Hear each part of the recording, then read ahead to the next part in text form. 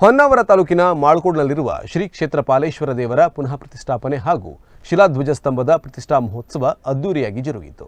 ಶ್ರೀ ಶ್ರೀ ರಾಘವೇಶ್ವರ ಭಾರತಿ ಮಹಾಸ್ವಾಮಿಗಳ ದಿವ್ಯ ಉಪಸ್ಥಿತಿಯಲ್ಲಿ ವಿವಿಧ ಧಾರ್ಮಿಕ ಕಾರ್ಯಗಳು ನಡೆದವು. ಸಾಮೂಹಿಕ ಪ್ರಾರ್ಥನೆ, ಗಣಪತಿ ಹವನ, ಪುಣ್ಯಾಹ, ಬ್ರಹ್ಮಕೂರ್ಚ ಹವನ, ಮಾತೃಕಾ ಪೂಜಾ, ದೇವನಾಂದಿ ಸಮಾರಾಧನಾ, ಮಹಾಸಂಕಲ್ಪ, ಮಧುಕರ್ಪ, ಕೌತುಕ ಪೂಜೆ, ಮೃತಿಕಾಹರಣ, ಲಿಂಗ ಶುದ್ಧಿ ಹವನ ಇನ್ನಿತರ ಧಾರ್ಮಿಕ ಕಾರ್ಯಕ್ರಮಗಳು ಅಚ್ಚುಕಟ್ಟಾಗಿ ಜರುಗಿದವು.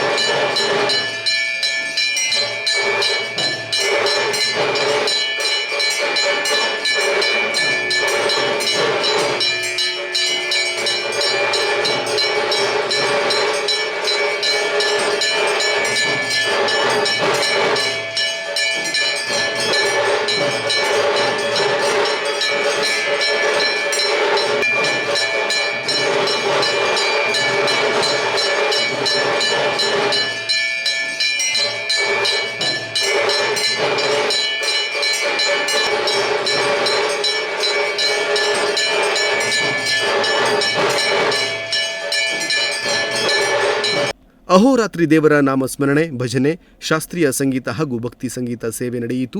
ಯಕ್ಷಗಾನ ಸೇವೆ, ಸುದರ್ಶನ ವಿಜಯ ಎನ್ನುವ ಪ್ರಸಂಗದ ಪ್ರದರ್ಶನ ಎಲ್ಲ ಕಲಾಭಿಮಾನಿಗಳ ಗಮನ ಸೆಳೆಯಿತು.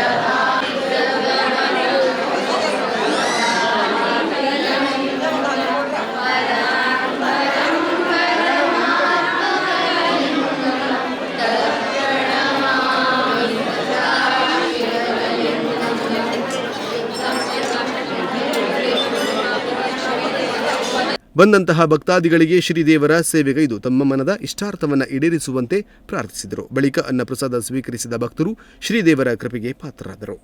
Nudisiri news desk, Honnavar.